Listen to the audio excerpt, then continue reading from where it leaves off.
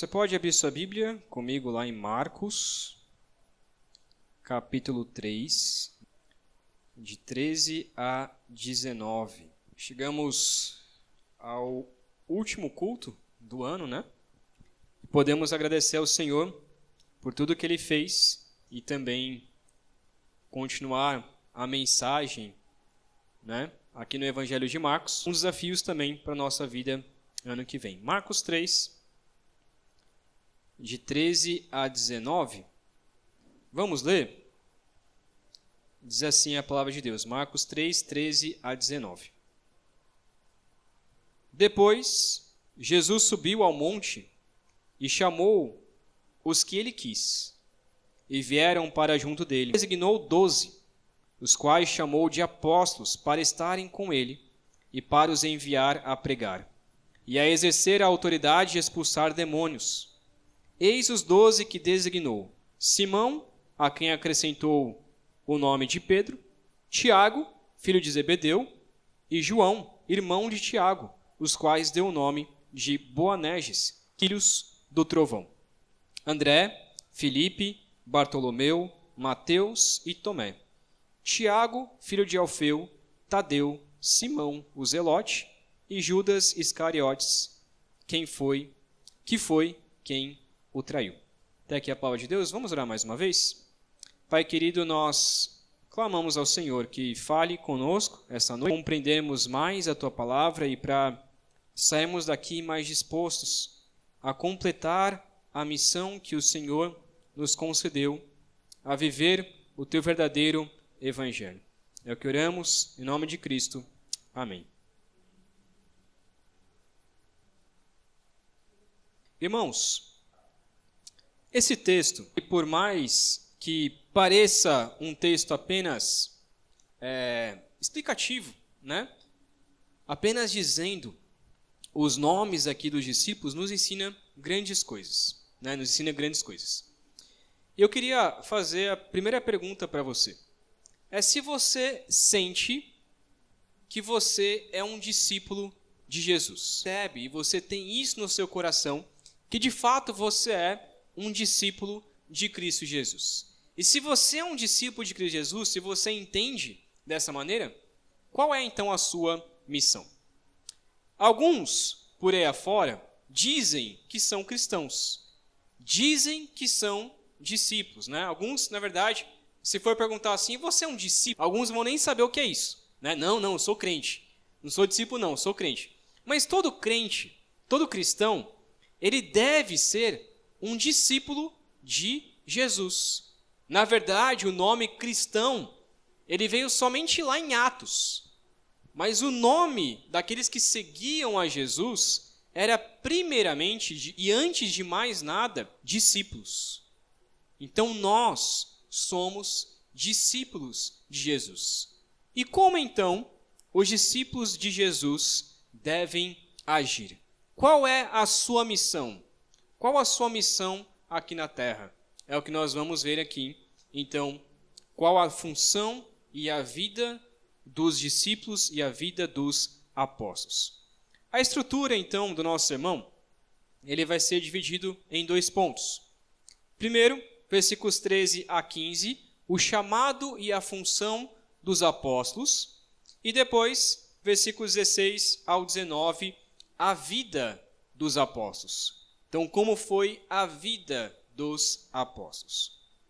Primeiramente, então, o versículo 13 diz que depois desses acontecimentos, então, depois de Jesus curar muitos à beira-mar, como nós vimos a semana passada, Jesus, então, sobe a um monte. Nós não sabemos que monte é este. Alguns alegam que este monte talvez seja até mesmo o Monte Sinai, mas nós não sabemos qual monte aqui, pode ser Monte das Oliveiras ou qualquer outro tipo de monte ali perto de Jerusalém ou algum ali na região. Ele então chama aqueles a quem ele quis e vieram para junto dele. Jesus, é interessante então no versículo 13, que nos diz que Jesus ele chamou quem ele quis. Dentro de diversos discípulos dele, ele chama 12 homens. Não quer dizer, alguns pensam, né, que Jesus tinha apenas 12 discípulos. Não, ele tinha vários discípulos. Tanto é que mais tarde nós veremos, como já vimos na EBD também, que ele envia para a missão 70 discípulos. Então é possível que andava com Jesus talvez mais de 100 pessoas. E em várias viagens que Jesus fazia talvez com essas 100 pessoas ou talvez mais, ao ponto de ter enormes multidões, milhares de pessoas. Como a gente vê na multiplicação de pães, 3.000 pessoas estavam ali ao redor de Jesus. Então muitas pessoas seguiam Jesus, mas existiriam 12 aos quais Jesus traria mais para próximo, para serem os seus seguidores mais pessoais. Não significa aqui, irmãos, que Jesus está fazendo acepção de pessoas. Pelo contrário, ou que ele escolheu os melhores. Talvez existiriam discípulos melhores, mas Jesus, ele escolhe esses 12 específicos, porque ele tinha um propósito na missão, na vida pessoal de cada um deles. E não quer dizer que Jesus não amava outras pessoas. Nós vemos, né, e veremos no Evangelho também de Marcos, que Jesus amou também Lázaro, ao ponto de chorar pela sua morte. Amou Maria, amou Marta, amou outras pessoas também ao redor, ali que eram amigos de Jesus e eram os seus companheiros. Mas Jesus, ele escolhe... Engasguei aqui, desculpa, irmãos. Jesus, ele escolhe especificamente esses 12. Nós já lemos no começo do culto, e na verdade eu nem tinha falado para a Babi para ler esse texto, mas lá em João 15, vou ler rapidamente, lá em João 15, versículo 16, Jesus, ele prova o propósito, por que ele chamou esses 12 discípulos. Lá em João 15, 16, diz assim: não foram vocês que me escolheram, pelo contrário, eu os escolhi e designei para que vão e deem fruto, e o fruto de vocês permaneça, a fim de que tudo o que pedirem ao Pai, em meu nome, ele lhes conceda. E o versículo 17 diz: o que eu lhes ordeno é isso, que vocês amem uns aos outros. Então Jesus escolhe estes 12 a fim de que eles vão e deem fruto. E que frutos são esses? Quais são esses frutos? É o que nós veremos daqui a pouco. Versículo 14, então diz: então designou 12, os quais chamou de apóstolos, para estarem com ele e para os enviar a pregar e a exercer a autoridade de expulsar demônios. Primeiro detalhe aqui que nós devemos pensar é: por que 12? Por que especificamente 12 discípulos? Para nós, talvez alguns até pensem, não, porque é um número ideal, porque você consegue se aproximar mais das pessoas e tudo mais. Também tem isso.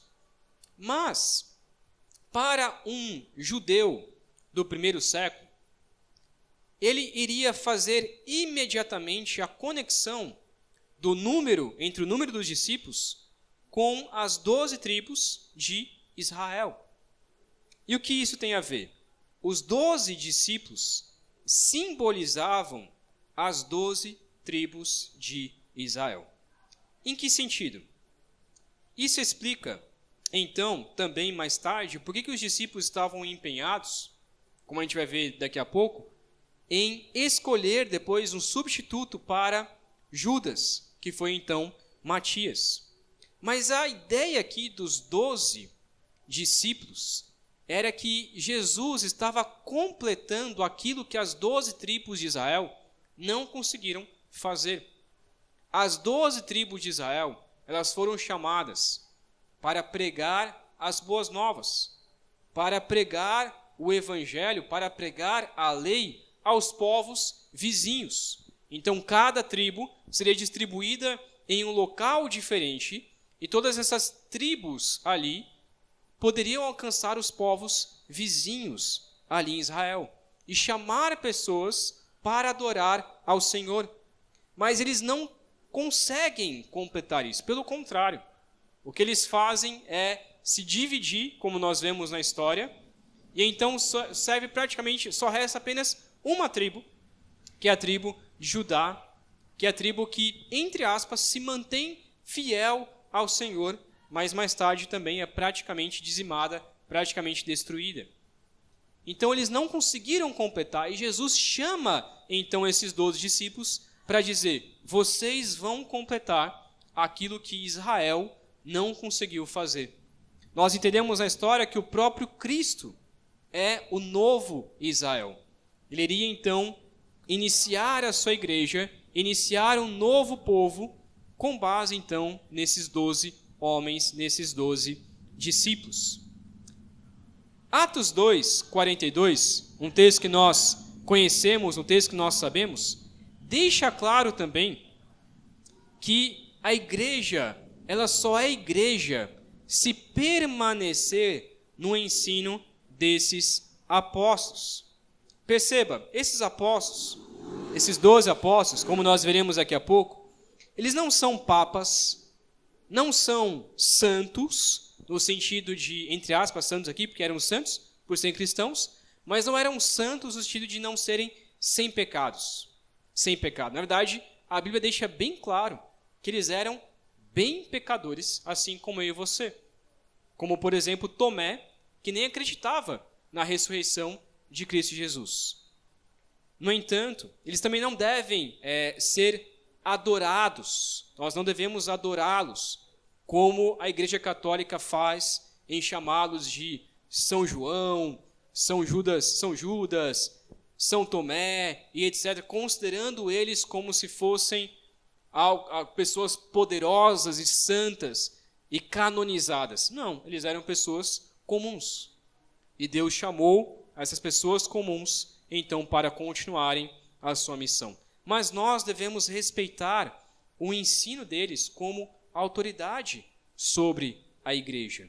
Aquilo que eles escreveram e que estão contidos na Escritura devem ser tidos como palavra de Deus. E é por isso que nós acreditamos que um livro da Escritura, do Novo Testamento, ele só é livro da Escritura se ele foi escrito por um dos apóstolos.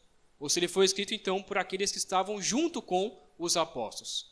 E é por isso que muitos livros que foram escritos depois do segundo, terceiro século, que a Igreja Católica também considera como algo canônico, como se fosse escritura sagrada, nós, protestantes, rejeitamos, porque não foi escrito pelos apóstolos. Porque o texto de Atos 2,42 deixa bem claro que a igreja ela deve seguir, então, o ensino dos apóstolos. O que significa, então, a palavra apóstolos? Apóstolos, literalmente, por mais que esse nome seja um nome diferente para nós, mas literalmente significa enviados. Literalmente é isso. Essa palavra deriva, então, dessa palavra do original, do grego, que é enviados. Nós devemos deixar bem claro também, e aqui contra a igreja atual evangélica, que hoje não existem mais apóstolos. Por quê? Porque apóstolo era somente aquela pessoa que viu a Cristo, andou com Cristo e foi chamado por Cristo para ser apóstolo. Então, quem eram os apóstolos? Apóstolos eram aqueles que viram a Jesus. E é por isso que hoje não existe mais apóstolo, porque hoje não existe mais ninguém que vê Jesus. Então, se você for em uma igreja, ou for em algum lugar e lá falar assim, olha, esse aqui é o apóstolo tal. Como nós temos, por exemplo, recentemente que faleceu, o apóstolo Rina. Ele não deve ser chamado de apóstolo. E nem outros devem ser chamados de apóstolo. Porque apóstolo é apenas aquele que viu a Jesus. Paulo, por exemplo, foi um que teve que defender o seu apostolado. Porque alguns diziam, não, mas Paulo não andou com Jesus. E Paulo não viu Jesus. Então, como que ele poderia ser chamado de apóstolo. Mas Paulo defende, principalmente lá na sua carta aos Coríntios, ele defende isso dizendo, mas eu vi a Cristo ressurreto em uma visão. E essa visão, ela foi real. E por isso, os próprios apóstolos consideraram então, mais tarde, consideraram Paulo como apóstolo de Cristo Jesus. Mas hoje, ninguém mais pode ser chamado de apóstolo. Hoje ninguém mais pode ser chamado assim. Apenas os 12 e depois, mais tarde, mais alguns outros. Qual era a missão, então, desses apóstolos? Versículo 14 e versículo 15, ele deixa bem claro. Os 12, eles tinham uma dupla missão, e uma missão específica. Primeiro, eles deveriam estar com Jesus. Essa era a primeira missão. Jesus chamou eles para estarem com ele. A ideia de estar com ele é a ideia de aproximação. Jesus iria sentar com eles e ensinar pessoalmente tudo aquilo que eles deveriam então ensinar aos outros.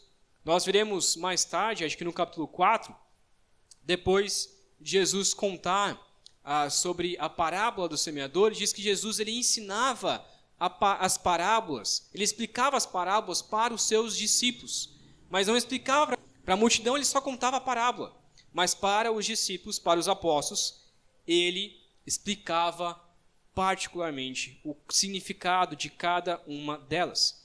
Então assim, eles iam sendo moldados por Jesus, para futuramente poder ensinar. E aí segunda missão, eles seriam então enviados, sugerindo assim o sentido do termo apóstolos, como eles são enviados por Jesus. Então Jesus chama esses apóstolos para ensinar a palavra de Deus, ensinar o novo evangelho, ensinar a nova aliança, para que futuramente eles fossem então enviados por Jesus para ensinar a outros. Também a função deles era então pregar a palavra do reino de Deus e expulsar demônios no poder de Deus. Então a ideia aqui, mais tarde nós vemos que lá em Marcos 6, quando eles são enviados, eles também, além de expulsar demônios, eles então tinham o poder de curar. Então, primeiramente também a função, depois de serem enviados, eles eram enviados para pregar. Foram enviados para pregar o evangelho.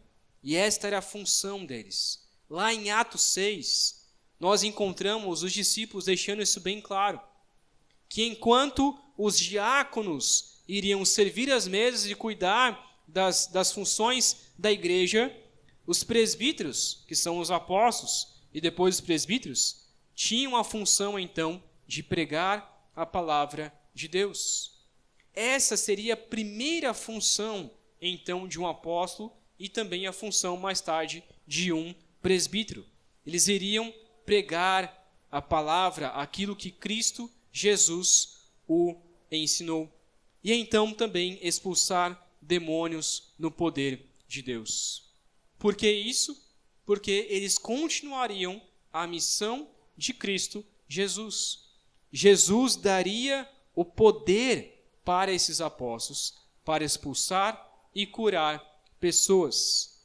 E é aqui que eu entendo também o porquê que hoje a questão da expulsão de demônios e da cura, ela amenizou, ela não é tão comum mais quanto na época dos apóstolos. Porque na época dos apóstolos, a cura e a expulsão de demônios era para demonstrar o poder de Deus para um povo que ainda não cria no poder de Deus. Hoje, os tempos então são diferentes. Versículo 16 ao versículo 19 então. Depois nós faremos algumas aplicações no final. Versículo 16 ao 19 nos mostra então quem eram esses 12 discípulos. E apesar do texto e a Bíblia também em si não falar muito sobre a vida de alguns discípulos, nós veremos um pouco como que a tradição conta quem foram esses discípulos. A tradição aqui, eu digo, aquilo que os pais da igreja, aquilo que foi escrito sobre a vida deles, que nós praticamente confiamos, apesar de não estar na Escritura, mas nós confiamos que, de fato, o que esses discípulos fizeram depois de Cristo Jesus é aquilo que está escrito, então, nos escritos lá do primeiro e segundo século. Vamos, então, olhar para a vida de cada um. Diz assim, versículo 16: Eis os 12 que designou. Simão, a quem acrescentou o nome de Pedro. Nós não precisamos contar muito sobre a história de Pedro, né, a vida de Pedro. Acho que todos os irmãos conhecem a vida de Pedro, essa pessoa mais empolgada, que o tempo todo perguntava para Jesus várias coisas, o primeiro a confessar a Cristo, a dizer que Jesus era o Filho de Deus, mas também, logo a seguir, traiu Jesus e depois foi restaurado por Jesus. Então, toda a história de Pedro nós já conhecemos. No entanto, a tradição, esses escritos do primeiro século, diz que Pedro possivelmente morreu em Roma. Ele foi crucificado, porém, ele disse que não era digno de morrer da mesma forma como Jesus morreu, crucificado. Então, quando ele foi então preso em Roma e crucificado mais tarde, ele disse: como eu não sou digno de morrer como Cristo Jesus, eu peço que vocês me crucifiquem de ponta cabeça. E então, a tradição, os escritos originais ali dizem que Pedro então morreu dessa maneira, crucificado de ponta cabeça.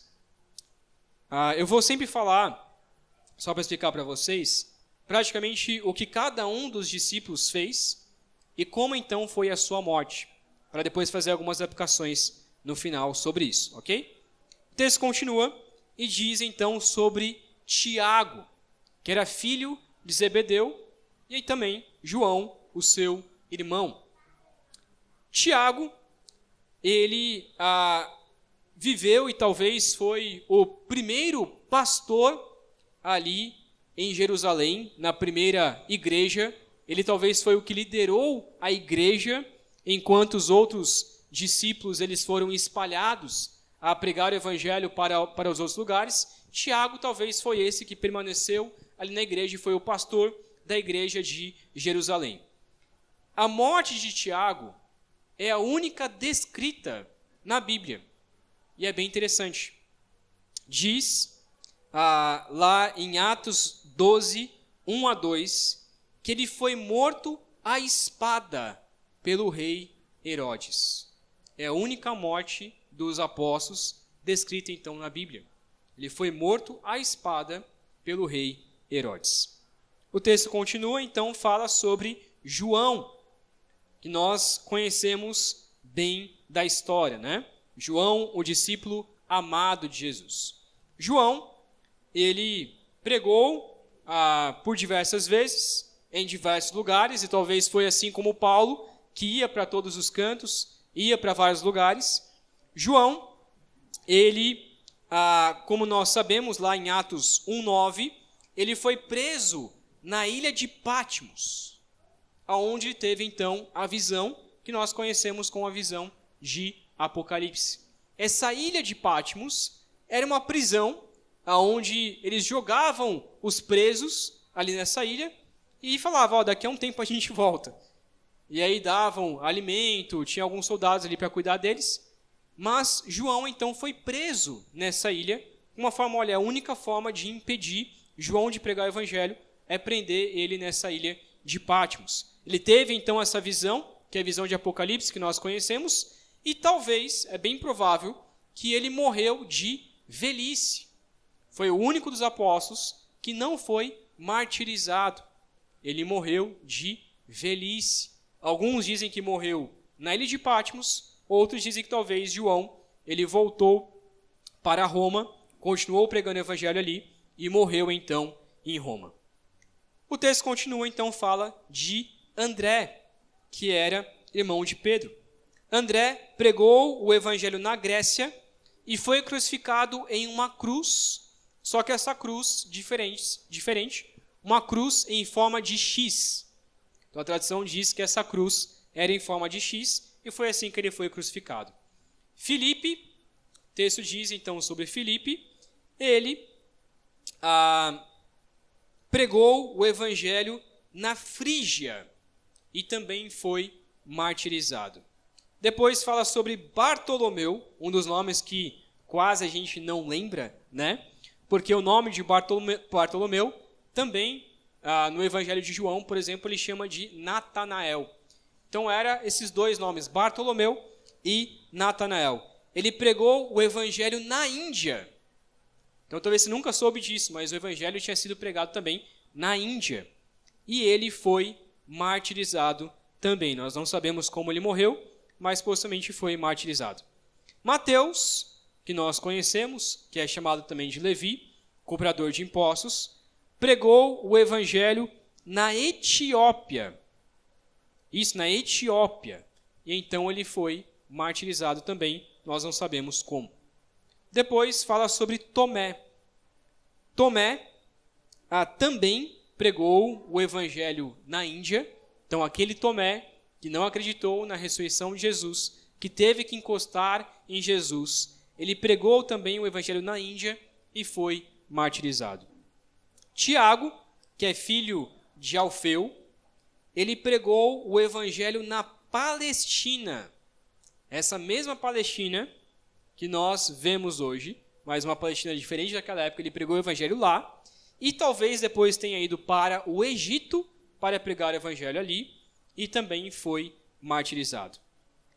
Judas, que também é conhecido como Tadeu, Judas Tadeu, pregou o evangelho na Mesopotâmia. Nomes diferentes aí. Talvez você conheça um pouco da geografia bíblica, você consegue entender um pouco sobre o que eu estou dizendo. Então foi martirizado. Simão, o Zelote, ele é chamado de Zelote, porque esse nome, né, aqueles que são zelosos, eram aqueles que eram contra o poder de Roma. E esse Simão, o Zelote, ele pregou o evangelho na Pérsia. E então foi martirizado também.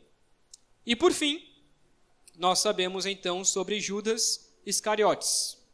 Aquele que é diferente de Judas Tadeu, tá? Judas Iscariotes, que nós conhecemos, que traiu a Jesus e se enforcou né?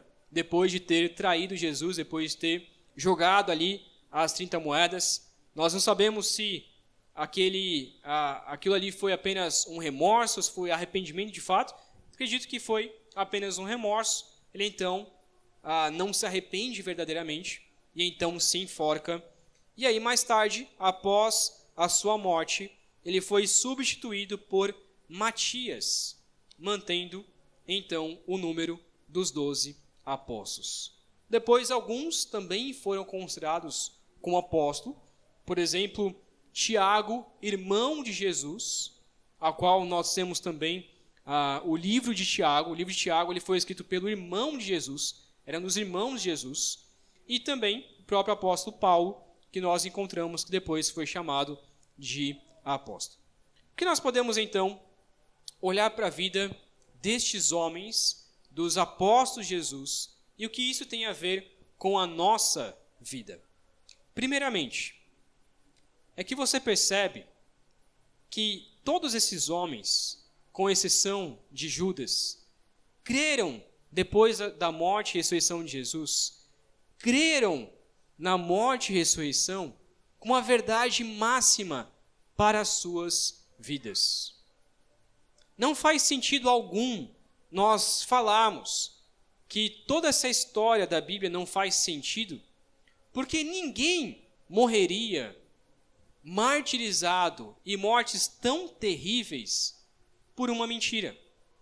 Foram 12 homens que morreram dessa maneira, porque queriam completar a missão de Cristo Jesus. Esses 12 homens se espalharam por diversos lugares, como nós vimos aqui, Grécia, Frígia, Índia, Etiópia, Palestina, Mesopotâmia, Pérsia. Eles foram para diversos lugares e se espalharam, deixaram suas famílias, deixaram o conforto do seu lar para poder cumprir a missão de Cristo Jesus, para poder pregar o Evangelho de uma forma tão abrangente. Recentemente, descobriram um pergaminho bem pequeno, e era um pedaço da Bíblia em um soldado na Alemanha. Era um corpo todo em decomposição, e finalmente conseguiram abrir esse pergaminho, porque ele estava tão frágil, e nesse pergaminho mostrava que o Evangelho já tinha chegado à Alemanha no próprio primeiro século. O Evangelho se espalhou rapidamente por diversos lugares através desses discípulos, através desses apóstolos.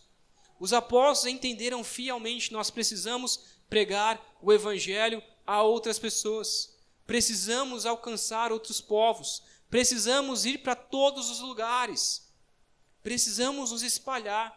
Então, quando nós lemos Atos dos Apóstolos, que nós vemos a vida de Pedro e depois a vida de Paulo, são apenas 2 exemplos.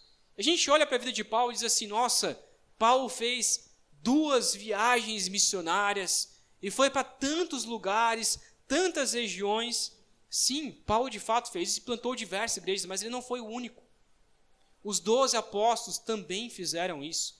Também foram para vários lugares e plantaram diversas igrejas. O Evangelho foi rapidamente, então, espalhado pela Europa, pela África, talvez pela Oceania e tantos outros lugares, de forma tão rápida, porque eles queriam anunciar que Jesus salva.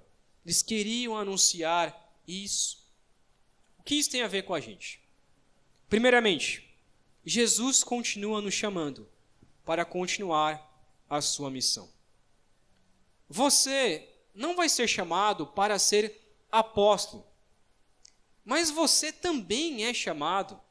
Quando você é chamado para entregar a sua vida a Cristo Jesus, não é só para, eu quero entregar a minha vida a Jesus, ou eu quero aceitar a Jesus, e eu vou viver na igreja, e aí faço algumas coisas faço umas coisas boas na minha vida e pronto. Não, você também é chamado para pregar o Evangelho e para enfrentar todo tipo de mal.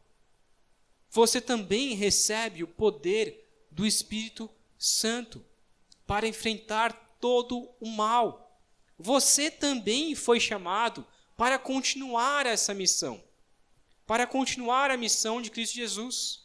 Os apóstolos entenderam isso e foram para diversos lugares, e nós também devemos entregar as nossas vidas a Jesus e nos comprometer a pregar o Evangelho. Segundo, mesmo que nós sejamos perseguidos e torturados, devemos continuar pregando o Evangelho. Nós também recebemos esse poder do Espírito de continuar anunciando a Cristo aonde quer que nós formos e em qualquer circunstância. Talvez nós sejamos perseguidos numa escala menor, bem menor do que os apóstolos e do que os discípulos de Jesus foram perseguidos. Talvez você nunca morra por Jesus. Então aproveite isso e pregue ainda mais. Aproveite a liberdade que você tem para pregar o Evangelho. Aproveite a liberdade de pregar o Evangelho, mesmo que você perca amigos, mesmo que você perca familiares, mesmo que as pessoas te olhem torto. Anuncie e diga claramente: eu sou cristão e eu quero seguir a Jesus até o fim de minha vida. E por isso creia, terceira aplicação, que Jesus está com você, Jesus está conosco até o fim de nossas vidas. É isso que os discípulos acreditaram. Eles foram mortos, pregaram em diversos lugares e foram mortos, porque eles criam que Jesus estava com eles, que é o que nós vemos lá em Mateus 28, que diz, versículo 18 a 20, Jesus, aproximando-se, falou-lhes dizendo: toda a autoridade me foi dada no céu e na terra, portanto vão e façam discípulos de todas as nações, batizando-os em nome do Pai, do Filho e do Espírito Santo, ensinando-os a guardar todas as coisas que tenho ordenado a vocês. E eis que estou com vocês todos os dias até o fim dos tempos. Se você crê que Jesus está com você, você crê também que Jesus te comissionou, te chamou para pregar o Evangelho de Cristo Jesus. Eu queria encerrar, irmãos, essa pregação te convidando a orar pelo ano que vem. Eu sei que ainda faltam alguns poucos dias, né? Nós teremos ainda um culto lá em Piracuruca na quarta-feira. Mas eu queria que você pensasse, e eu queria que você colocasse como propósito para o seu ano que vem, esse é o meu desejo, acima de tudo. Você pode colocar propósitos de, eu quero ler a Bíblia completa, eu quero orar mais, eu quero arranjar um emprego melhor. Tudo bem, esses propósitos eles são bons, ou propósitos mais simples ainda do que esses. Mas eu queria que você colocasse como propósito para a sua vida, para o ano que vem, e dissesse para Deus, Deus, ano que vem, eu quero pregar o Evangelho. Ano que vem, eu quero anunciar a Cristo. Esse vai ser o meu propósito para o ano que vem. Mesmo que você passe o ano inteiro e pregue o Evangelho apenas para uma pessoa, mas coloque isso como um propósito para a sua vida. Você foi chamado para isso. Você foi comissionado por Deus, para isso, para pregar o Evangelho. Portanto, coloque isso como um propósito. Deus, me ajuda. Ano que vem, eu tenho que pregar o Evangelho para pelo menos uma pessoa. No mínimo, eu tenho que falar de Jesus para alguém. Ore por isso. Ore por essa pessoa em específico. Passe um tempo orando por ela e pregue o Evangelho. Meu propósito, minha intenção para você é que você pregue para muitas mais pessoas. Que você possa sair nas ruas, que você possa anunciar o Evangelho para os seus parentes, para milhares de pessoas, se fosse possível. Mas coloque isso como o seu propósito na sua vida. Assim como Jesus chamou os apóstolos, assim como Jesus comissionou esses apóstolos para pregar o Evangelho, Ele continua nos comissionando como discípulos para anunciar a Cristo no poder de Deus. Jesus escolhe 12 homens para enviá-los a pregar o Evangelho, continuando sua missão até o fim de suas vidas. Jesus nos escolheu para pregar o Evangelho, continuando a sua missão até o fim de nossas vidas.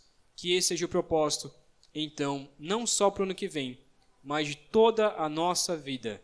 Pregar o Evangelho de Jesus, porque fomos chamados para isso, mesmo que tenhamos que ser perseguidos e mortos por isso. Vamos orar?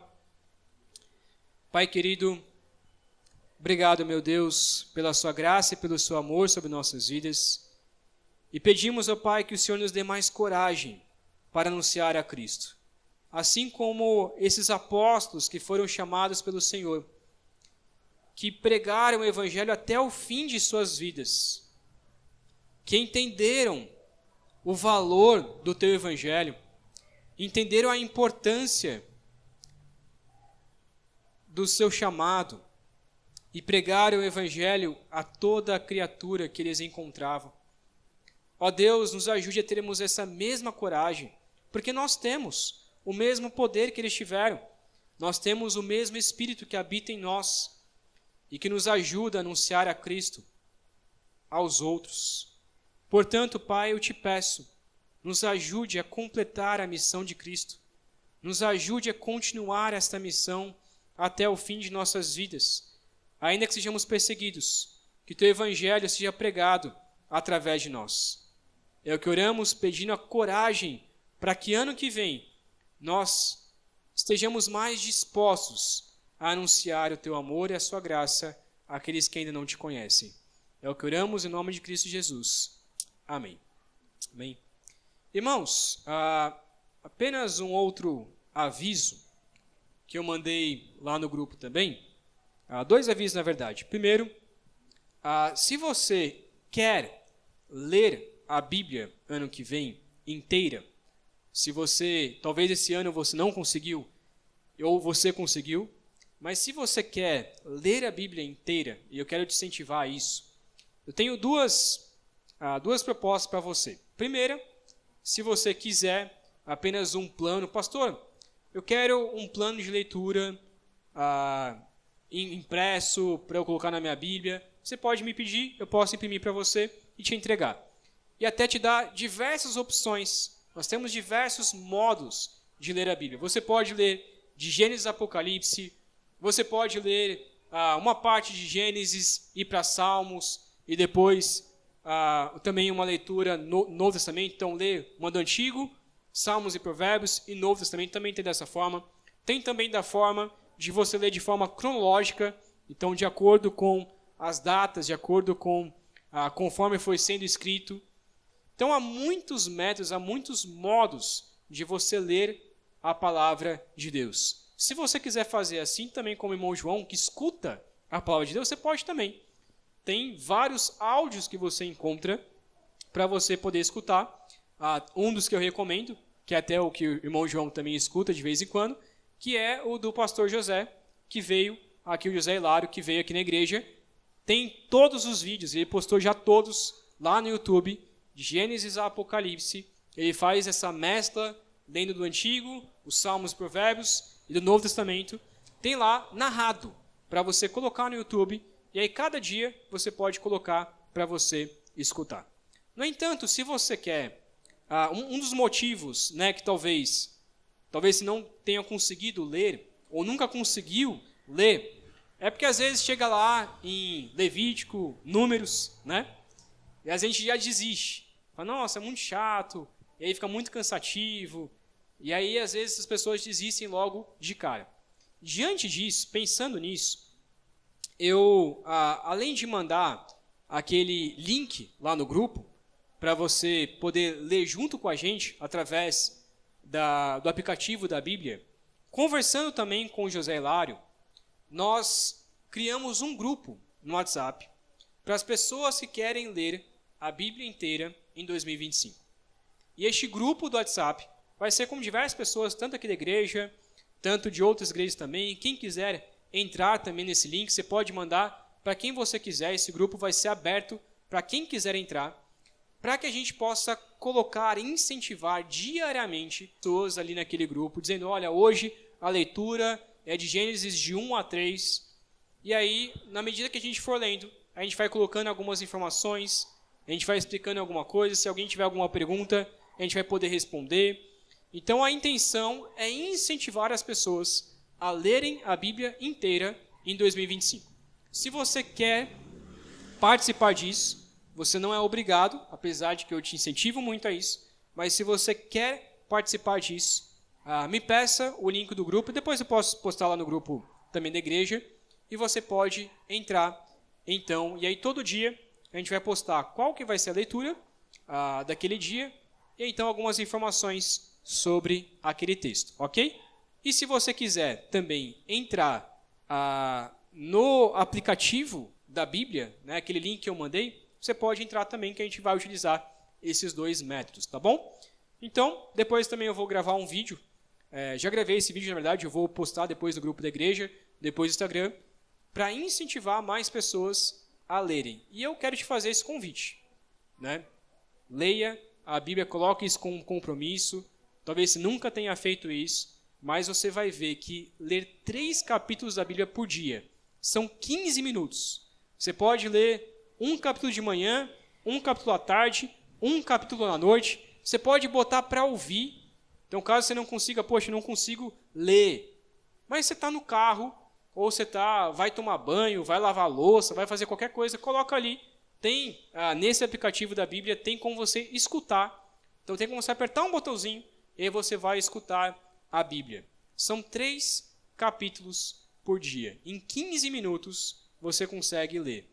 E aí, participando desse grupo, vai te incentivar a não esquecer de ler a Bíblia e também te trazer algumas respostas, caso tenha alguma dúvida, a gente vai poder te ajudar nisso também, tá bom? E a segunda segundo aviso é sobre o nosso ano novo, né? Eu não sei ainda quantos irmãos colocaram lá no grupo, mas se você não colocou o seu nome ainda para ir para Piracuruca e você pretende e você quer ir, fale comigo e coloque lá o seu nome no grupo, tá? E também a oferta ali de R$20 para poder custear ali o nosso jantar, tá bom? Se você não colocou ainda, coloque o quanto antes para a gente já se organizar para irmos na quarta-feira. E aí, lembrando, nós não teremos então culto na quarta-feira aqui, tá? Porque obviamente será lá de terça para quarta e aí fica muito cansativo. Também nós temos o culto na quarta-feira, então quarta-feira excepcionalmente nós não teremos o culto aqui, tá? E aí, esqueci de avisar também, mas não teremos a EBD em janeiro, tá? Em janeiro nós estamos de férias da EBD, só teremos o culto às 19h30. Então, em janeiro, se você quiser chegar antes, às 7 horas, tá? Já vai estar aberta a igreja, para a gente ter esse momento de comunhão. Então, mesmo que não tenhamos a EBD, mas antes das 7, a igreja vai estar aberta para a gente poder ter esse tempo de comunhão aqui com os irmãos, tá bom? E sempre trazer o cafezinho, mais alguma coisa diferente, a gente poder conversar antes e então começarmos nosso culto. Nossa EBD começa só em fevereiro, tá bom? Então, em janeiro não teremos. Vamos orar mais uma vez, agradecendo ao Senhor. Pai querido, mais uma vez nos colocamos diante do Senhor, agradecendo por tudo que o Senhor fez em nossas vidas neste ano. E queremos colocar, ó Pai, desde já o ano de 2025, para que o Senhor nos ajude a nos comprometer mais com o Senhor e na sua missão. Ajude essa igreja, ó Pai, a crescer mais também para a honra e glória do seu nome, para que possamos alcançar mais pessoas através do teu evangelho. E pedimos, ó Pai, que o Senhor nos abençoe nesse próximo ano, que seja um ano de bênçãos, seja um ano de lutas, mas para a glória do Senhor, e que o Senhor nos molde conforme o seu querer. Pedimos, ó Pai, pelo restante do que ainda falta neste ano, que possamos separar esses dias para nos lembrar de como foi esse ano e agradecer ao Senhor por tudo o que o Senhor fez em nossas vidas. Pedimos também que a graça de Cristo Jesus, que o amor de Deus Pai e o consolo do Teu Santo Espírito esteja conosco, hoje e para todo sempre. Amém. Amém. Deus abençoe, meus irmãos. Uma ótima semana.